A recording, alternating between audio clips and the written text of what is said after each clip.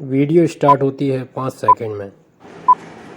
80 शब्द प्रति minute. Start. माननीय अध्यक्ष महोदय, किसी भी राष्ट्र के विकास में उसके प्रत्येक नागरिक की हिस्सेदारी की एक अहम भूमिका होती है और प्रत्येक नागरिक को अपने संवैधानिक कर्तव्यों का पूरी निष्ठा से पालन करना चाहिए।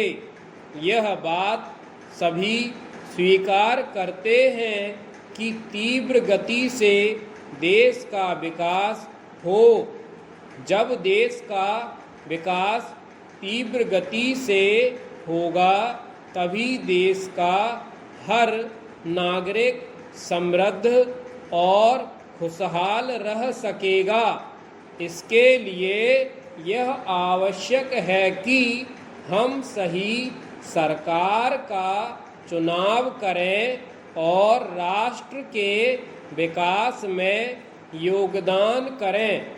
वोट देना प्रत्येक नागरिक का कर्तव्य है, लेकिन चुनावों में देखने में यह आता है कि जनता में चुनावों के प्रति अधिक उत्साह नहीं होता और मतदान का प्रतिशत काफ़ी कम रहता है।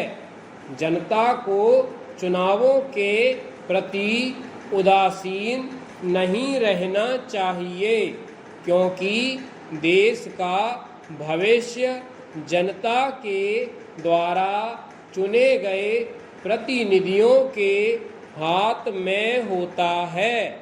इसलिए जनता को अपने प्रतिनिधियों को खूब सोच समझकर पूरी ईमानदारी से चुनना चाहिए। जनता को यह भली भांति समझना चाहिए कि किस दल की क्या नीतियां और कार्यक्रम हैं और चुनाव जीतने के बाद वह दल जनता की समस्याओं को किस प्रकार से हल करेगा। पैरा। प्रत्येक दल की अलग नीतियां, उद्देश्य और सिद्धांत होते हैं। विभिन्न दलों द्वारा देश की समस्याओं को हल करने के लिए जो उपाय बताए जाते हैं उनका भी जनता को तुलनात्मक अध्ययन अवश्य करना चाहिए, क्योंकि दलों की नीतियों और उनके द्वारा समस्याओं के बताए जाने वाले हल का प्रभाव जनता पर ही पड़ता है। उम्मीदवारों को चुनते समय उनकी योग्यता का भी ख्याल रखना चाहिए और यह बहुत आवश्यक है, क्योंकि यदि जनता चुनावों में योग्य और सही उम्मीदवार को नहीं चुनती है तो चुनाव जीतने पर वह देश का शासन भली भांति नहीं चला सकता है।